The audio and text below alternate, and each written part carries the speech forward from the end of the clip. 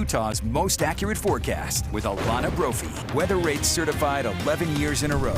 Okay, so clearly a fun tradition, a great movie, one of my faves. Yes. But there is a question. How accurate is Punxsutawney Phil? We want to know. For that answer, let's take it over to Chief Meteorologist Alana Brophy. What's the word, Alana? Don't mess with me, pork chop.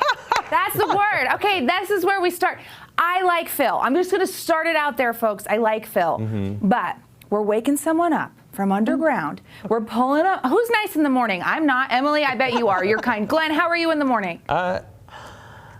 Hesitating. Well, when's morning, I guess. Okay, right, okay, exactly. Okay, if you're asking If you that got question. woken up, drug out of bed. Yeah, I don't be a like pleasant that. person. No. Here we go. If I sleep well, I'm good. Okay, but you're not the only one who thinks we should listen to our meteorologist, Alana. Nope, I'm not.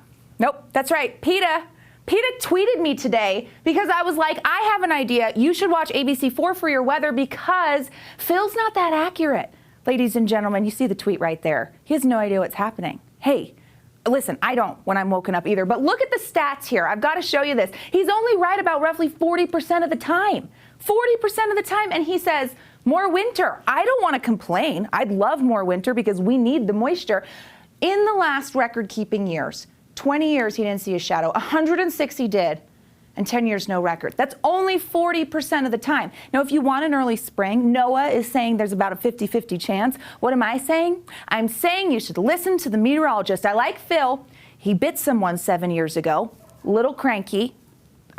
If I bit someone telling you the way, I don't know. Would you cheer me on? I'm just saying stick with ABC4. We're on top of it, and we don't have to be woken up to do it. We're ready. We bushy eyes, bushy tails, bright eyes, ready to go. This is what it looks like in Salt Lake County. I like the Groundhog. Happy Groundhog Day.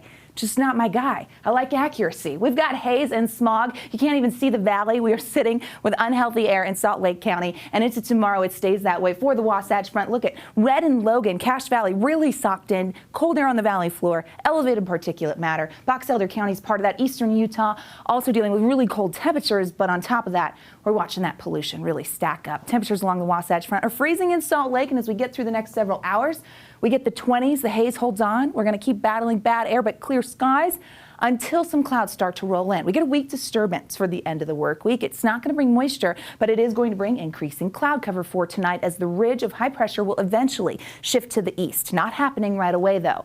Okay, what a difference a year makes because we have these aerial photos. This is cool to see. This is snow cover over the Beehive State. Look at where we were last year. My goodness.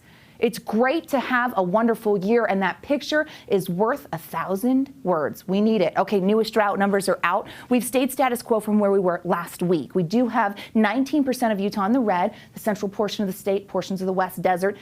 That's the extreme drought. That's a level 4 on a category of 5 for the drought monitor. Let's compare that to this time last year and look at the numbers. Okay, 19% in extreme drought, but in January of last year, 32%. February. I mean, 32%. This is a huge thing because it means that our active storm pattern is helping us out. We are battling the drought and we want to keep doing that. Water year, well above average for November, December, and January. Let's keep it going. A wet spring would help us and our river basins as well. Futurecast shows that high pressure in control. Eventually, it's going to move to the east. It's going to break down. Here comes the cloud cover into tomorrow. Just a little bit of a disturbance comes through. Can't rule out the chance of moisture. Saturday's quiet. Here we are Sunday. Things start to change. Another storm rolls in. Rain turning to snow. Cold air fills in, and we have snow potential as we roll into the beginning of next week. So that's when we get our next round of wet weather. Let's zoom in and you take a look. Find your city. We've got temperatures in the 30s. In northern Utah, central portion of the state dealing with some 40s, so the warming trend continues, the help of our southerly flow. As we look at the next 7 days in Washington County, we get to the 60s by the weekend. Slight chance on Monday, but that storm really targets northern and central Utah. And again, that's going to be rain switching over to snow. 30s to 40s, back to 30s. Hey, just don't at me, guys, about the groundhog. I just want to reiterate that I'm an animal lover. I love Punxsutawney Phil, but that was an accurate forecast. I don't know about the shadow business. Groundhog Day is my favorite holiday. Oh, I don't get that either. Well, if you ever needed to know more about Glenn Mills. Why? Yeah. Well, you don't have to sit and worry about